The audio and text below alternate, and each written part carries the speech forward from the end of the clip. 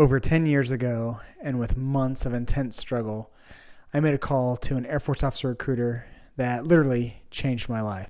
And in this video, we're going to go over some things that you should probably think about before you make that same decision that might end up changing your life as well.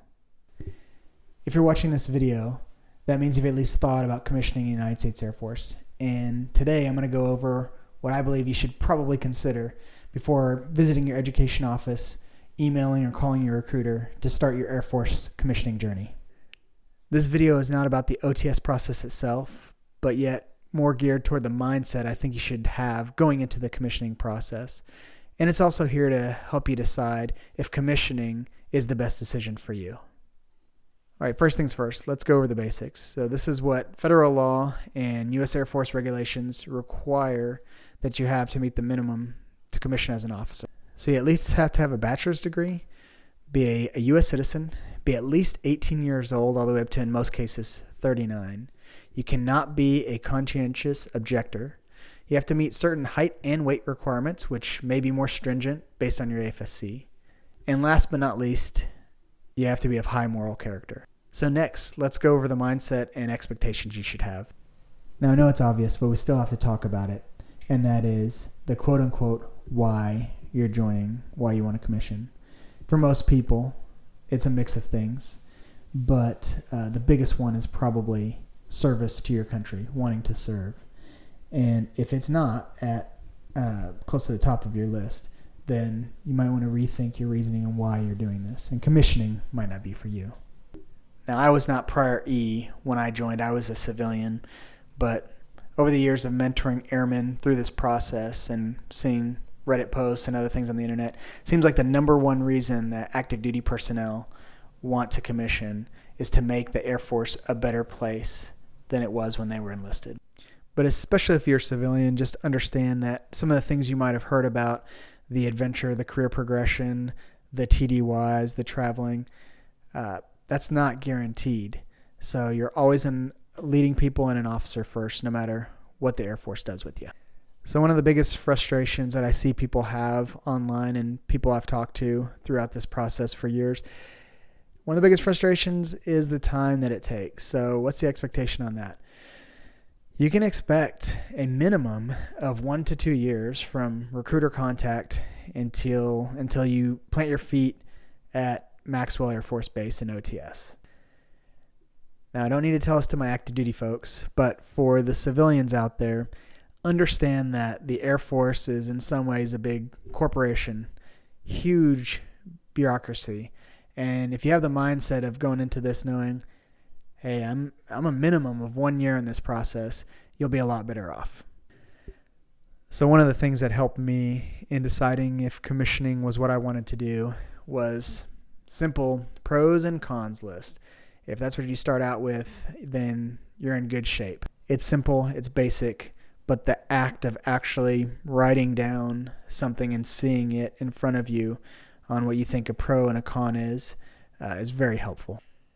So something else that I think is a crucial step in this process is getting someone who you value their opinion, getting them to look at this list of pros and cons or to have a discussion with you, but not someone too close. So not a close family member or your best friend. They might have skewed judgment, but someone whose opinion that you value.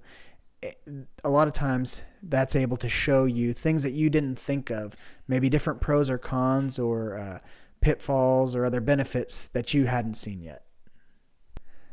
All right, so I'm going to quickly now go over just a few items. This is not an exhaustive list, but some of the common items that you might think about prior to commissioning. All right, right at the top of the list is money. Now, obviously, money should not be your number one factor, but I know talking with active duty applicants, they see that officer pay scale and they see their pay scale, and the numbers don't lie, especially if you're getting O1E pay. It's a huge bump, so it is definitely a factor. Now, for you civilians, might be a little bit different. Like with me, I actually took a pay cut going into that lieutenant pay. But just be aware, this is all publicly available information. You should just go look it up. And there are other benefits that, besides the basic pay, But look into that and see how much you would be making compared to what you make now. So the next thing I'm going to talk about is time. So time, we all have a finite amount of in our lifetime, but this is something that you will more than likely lose control of instead of gain it. Now, if you're active duty enlisted right now, I don't have to tell you this. You've already understand you might actually gain some time back depending on what your career field is. But for most civilians, it might be a culture or a shell shock if you don't grasp exactly how much time can be taken away from you. Essentially, if you're active duty, you are owned, depending on your career field and what exactly you do. You could be told, for most of us, at a moment's notice to go do X, Y, and Z, and you are required to do it.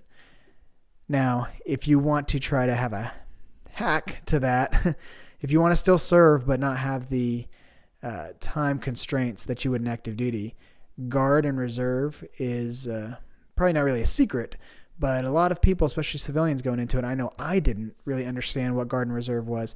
It's a very good option in that case, especially if you have a well-established job outside of the Air Force and you don't really want to give that up. Definitely look into the Guard and Reserve. Now, those are a little bit more difficult to apply for and get into, but as far as time that's taken away from you, control of your time, you can't beat it. So the next thing I'm going to talk about is family life. And if you're active duty watching this, you already understand the things I'm about to say. But if you're a civilian, it could come as a shell shock to you on how this can affect your family life. The statistics I've seen is that the majority of people who commission are either single or married with no kids. I was definitely not that applicant. I had 4 kids by the time I commissioned. But suffice it to say that your family life is a lot different than if you decided to stay in the civilian sector. It could be for the better as far as benefits go, but it also, going back to that time constraint thing that we talked about in the last point, it is a huge difference. If you have a spouse, goes without saying, you've absolutely got to talk with them until you've got their buy-in with this and that you agreed upon this. But family life is definitely affected. Another thing to talk about that ties in with family life is that you do have a higher potential. Obviously, we're in a very dangerous career here, but you do have the potential to get hurt, injured, and or killed, probably more than your regular office job.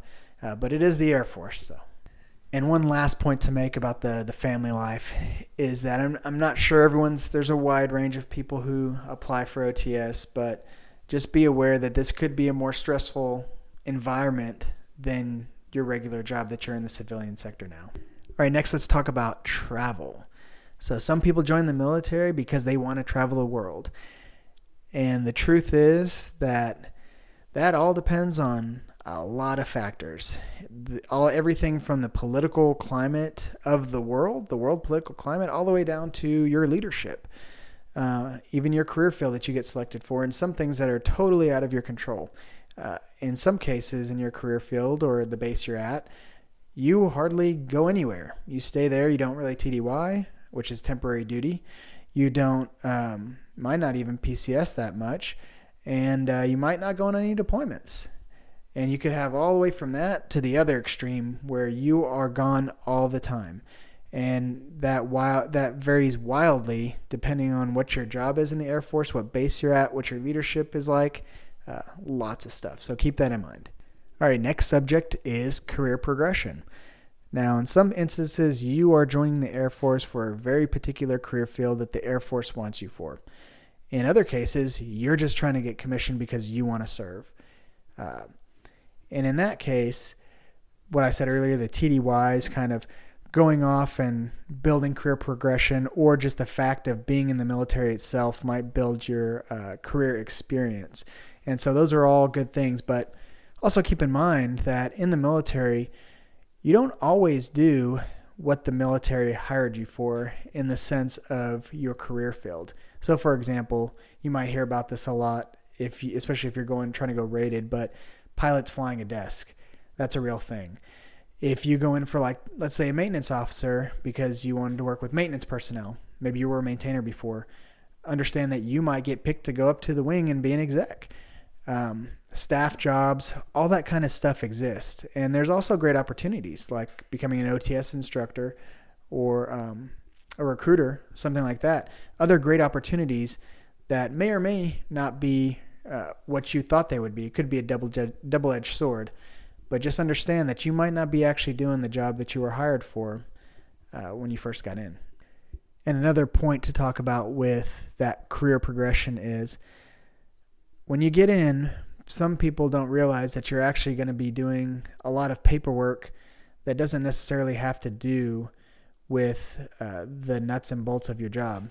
So, for example, you might still be leading people, but that means something different in the Air Force. That means writing EPRs, OPRs, awards, decks, all kinds of stuff. So keep that in mind as well. All right, another thing I want to talk about is the actual career field that you're looking to get into. Now, again, if you're active duty enlisted right now, you have a lot more experience with this, just seeing people around base and being able to network and talk to others. But if you're a civilian, you might know absolutely nothing. You might know nothing about the career fields that are available. So ask around, go onto social media and find out as much as you can about a particular career field that you think you would like. So if you're like me and you said to your recruiter, I don't really care what I do, I just want to get in. What's my best chance? They're probably going to tell you, put all the rated down, which is exactly what I did. And it's true. To get selected into OTS as a rated career field, is much easier than non-rated. There are a lot of cons associated with that, though. You could fail your flight physical. You could wash out of UPT or IFT as they call it now. But on the flip side, if you're non-rated, more difficult to get into initially. But once you're in that career field, there's not a lot of barriers, just the standard Air Force physical and PT tests and all that stuff, as opposed to other career fields. So keep that in mind. Some other things to think about too, if you're going rated, want to get in, but your goal is to lead people right away, that's not going to happen. You're going to have a lot of training on the front end and a longer service commitment on the back end, as opposed to a non-rated. You get thrown to the wolves sometimes right away as a second lieutenant, and you're leading a ton of people. So some things to consider there. So, of course, you can't possibly know exactly what you're getting into, especially if you're on the civilian side, before you decide to start that commissioning process. But I will say my number one tip is to be happy with the things that you can control and do your best with those. If you are deliberate and honest with yourself and your loved ones on your intentions of what you want to do, the answer will come to you. So like I said at the beginning of the video, it took me, I think, about 7 months of just daily deliberate thought on if I wanted to do this or not, and finally come up with that decision to call the recruiter and start my commissioning process. So if after you've taken all the variables in and you finally made the decision that this is what you want to do, watch this video to see what you need to do next. Thanks for watching.